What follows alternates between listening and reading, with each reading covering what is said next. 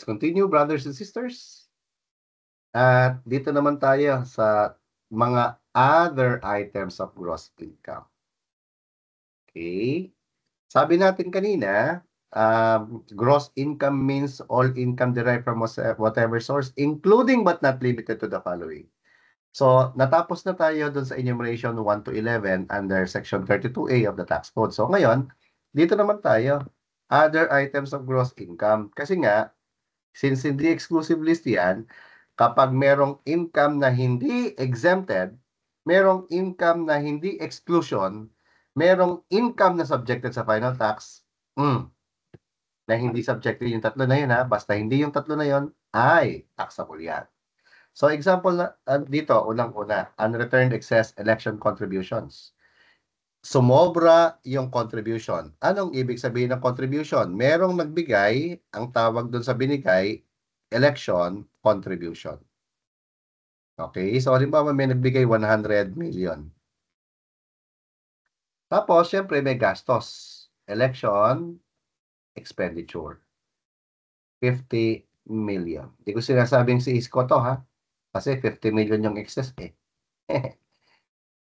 Itong 50 million na to, basically, is kapag hindi binalik, yan ay binulsa item of gross income. Same with our illustration. Tignan natin si Nicanor. Nicanor ran for a barangay position in the last election. He received 500,000 from friends. We call that election contributions, friends and relatives. He spent 300,000 only. Ang tawag doon, election expenditure. The unutilized part was not returned. So, sinarili, binulsa. Anong tawag doon? Item of gross income. So, ito, i-report natin yan. Okay? Tax benefit naman from recovered bad debt and or tax refund. Pag-usapan muna natin ang rule. Specifically, under the tax code to. Section 34. A bad debt recovery. Letter A, bad debt recovery. That recovery of bad debts previously allowed as a deduction. Anong ibig sabihin? Ito, recovery of bad debt na ibig sabihin, akala mo hindi mo na siya masisingil.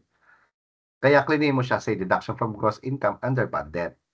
So, ngayon, nung claim mo yung bad debt, tumaas ang expense mo, bumaba yung taxable income mo, bumaba yung tax due.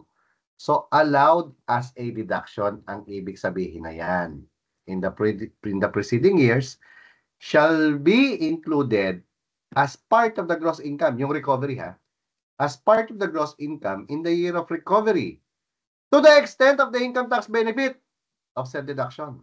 Kaya nga ang tawag dito, alam nyo, tax benefit rule.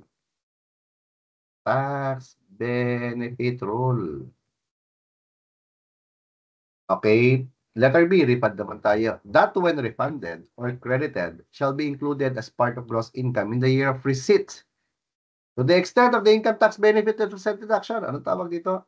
Tax benefit rule. Para ma-picture mo to, magbigay tayong illustration. ABC Corp reported a gross income of 100 and at the same time has an uncollectible amount of 100 in prior year. So, meron tayong pinag-uusapan dito, prior year. That bad debt was claimed as a deduction in the same year. Hindi niya kasi makukolekta, kaya clearin niya. Akala niya lang yon. Kasi in the succeeding year, ayun, the taxpayer was able to recover the full amount. Compute the amount to be reported as an item of gross income and the amount of tax to be paid as a result of the recovery. Okay, tingnan natin to. Dito muna tayo sa prior year. Ang gross income, 100, 100. Maliwanag tayo ito. Less bad debts. Okay? Ito, ang mangyayari kung i-claim siya as bad debt. Assuming na hindi siya i-claim as bad debt, anong mangyayari? Kung merong gross income na 100, claim siya as deduction, walang taxable income, walang binayarang tax. Kung walang bad debt or hindi i-claim yung bad debt, gross income 100, walang bad debt or hindi i-claim yung bad debt, taxable income 100. So, binayaran 25%, yan ang binayaran. Dahil merong bad debts, nagkaroon siya ng 25 na natipid.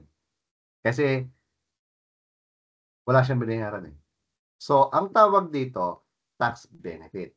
So, by claiming an expense, bad debt, tumaas ang expense mo, bumaba yung taxable income, bumaba yung tax due. Kung 25% ang rate ng non-individual taxpayer, ang tax benefit mo, 25 in our example. Pinakita ko lang sa inyo anong ibig sabihin ng tax benefit. Paano ba siya nakukompute? Yan ang ibig sabihin niyan. Okay? Ngayon, yan ang nangyari noong karang taon. Ngayon, sumunod ang taon. Akala niya hindi niya makukolekta. Bigla sila nagkita, nagkapera. So, na-recover niya yung 100.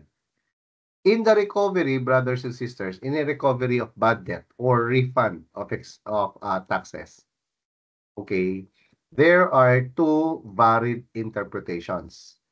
And there's no clarification made by the commissioner as far as the interpretations made by the academic community. Academic community may gawa nito.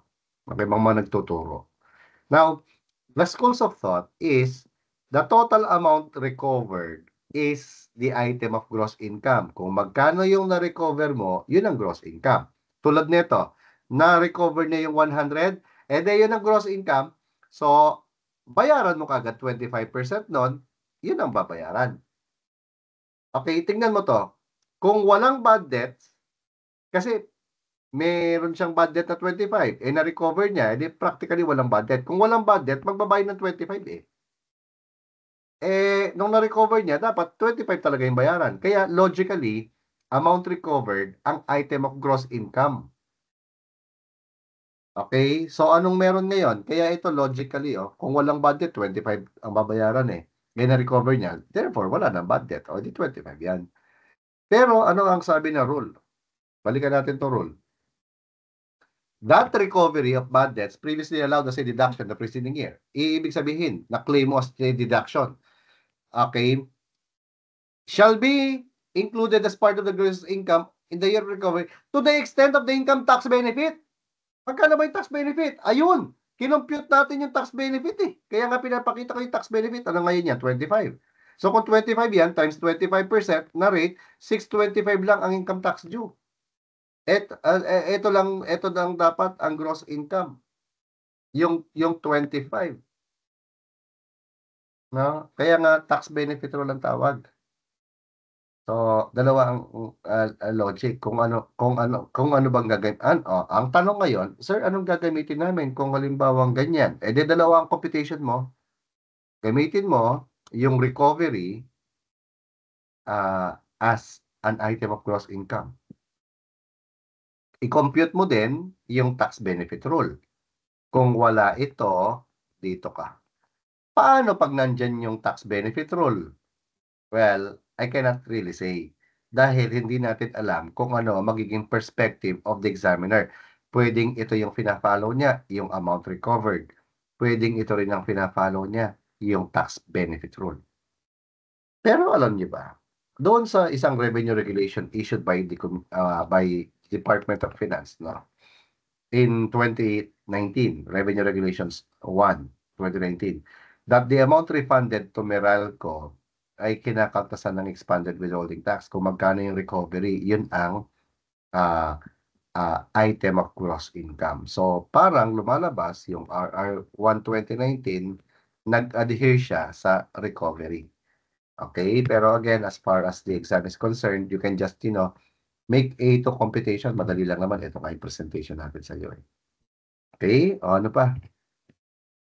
Tignan mo itong tanong sa word exam ng May 2024. Again, constructed lang din to. Okay, a company incurred prior period net loss of 200,000. Okay, prior period daw, merong net loss na 200,000. After write-off of 500,000 bad debt. The net income for current year is 500,000. Okay, during the year, the company recovered 300,000 of the receivable written off in prior year. How much is the taxable income for the current year? Okay, so pwedeng 400, 500, 600, 800. O, di ngayon, i-compute na natin. Suggested answer natin is letter C. So, parang ganito yan. Yung prior year, isusulat mo at saka yung current year para makompute mo siya. Okay? So, yung nakaraan, parang lumalabas, merong gross income, merong bad debt, tapos merong net loss. Okay? Net loss, net operating loss. So, magkano yung net operating loss nito? 200. So, ibig sabihin, ang bad debt niya, 500. Okay, so meron lang siyang parang lumalabas na gross income na 200.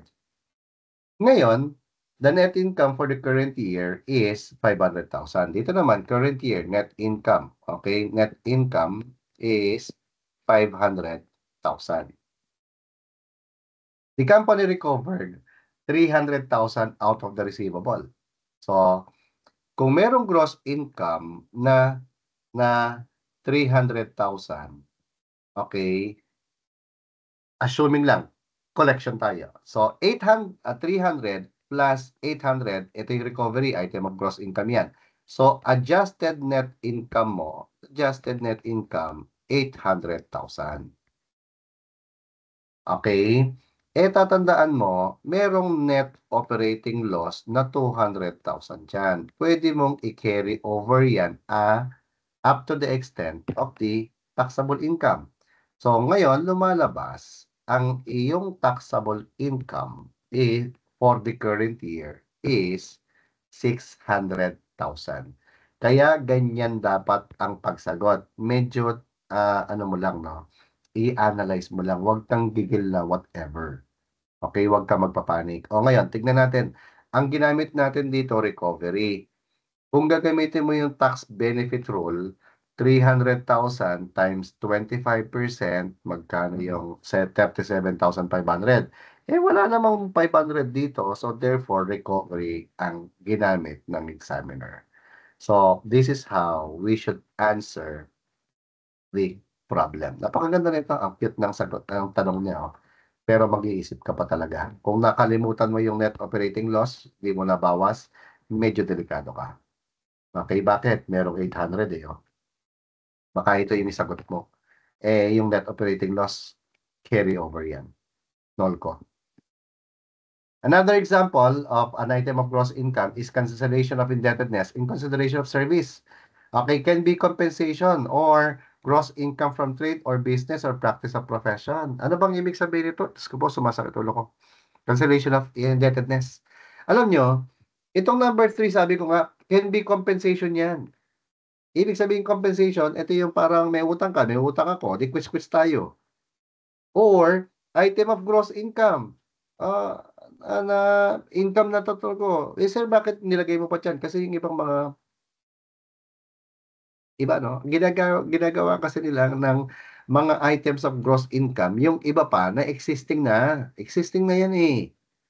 Okay, naglalagay sila ng mga items of gross income. Example, sige, parang ganito yan. Okay. Ako, ikaw na lang CPA ka. This is you, CPA ka. Ako naman, doktor. Pangarap ko, doktor eh. E di ngayon, nagpa-doktor ka sa akin. Ang singil ko sa iyo, 20,000. Nalaman ko ngayon, ay, accountant ka pala. Pwede mo ba akong gawa ng ITR? Ang sabi mo, oo. Magkano paggawa ng ITR sa iyo? Ang sabi mo, 20,000 din. 20,000 din. Ganon. O sige, hindi na kita sisingilin. Gawa mo na ako ng ITR. Anong tawag dyan? Compensation! Gross income from trading yan. Bakit? Practice of profession yan eh. Tanong, nung nagpa-doktor ka sa akin, income ko ba yan? Oo. Nung nagpagawa ako sa iyo ng ITR, income mo rin ba yan? Oo. Anong tawag dyan? Quits tayo, cancellation of indebtedness in consideration of service. Di ba? Compensation or ano yan, gross income yan from the practice of profession. Wala naman tayong deduction na pwede na dyan eh. Well, gross sales or gross receipts. Sige, pagbigyan kita, pwede rin yun. Gross receipts natin parehas to, gross sales natin parehas.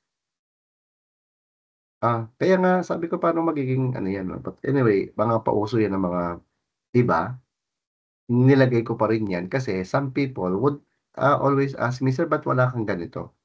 Kaya ako nilagay ko na lang para kasi ang dami ko pang i-explain na ganitong kwento. Okay, so anyway, that's number 3. Ano pa? Income derived from illegal source, grabe. Tandaan mo ang sabi ng ating definition ng gross income, income derived from whatever source.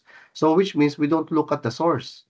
Whether the source is legal or illegal, then if it's not exempted, if it's not excluded by law, it is not subject to final tax, then it is taxable because it is an item of gross income. But it's a bit weird and funny if we are going to tax incomes from illegal sources. Kasi you don't expect people to incriminate themselves. So halimbawa, merong hmm, ah, merong kickback sa confidential whatever, sa mga pera ng gobyerno na lang, ayoko na lang mag-ano, may kickback, okey, yung mga pulitiko kickback. Do you expect them to report the income? Income derived from confidential funds, income derived from AKAP, income derived from, AIX, from TUPAD. Do you expect them to report that? No, because they will incriminate themselves. Income derived from the sale of prohibited drugs, yung mga drug pushers, 'di ba? Mga income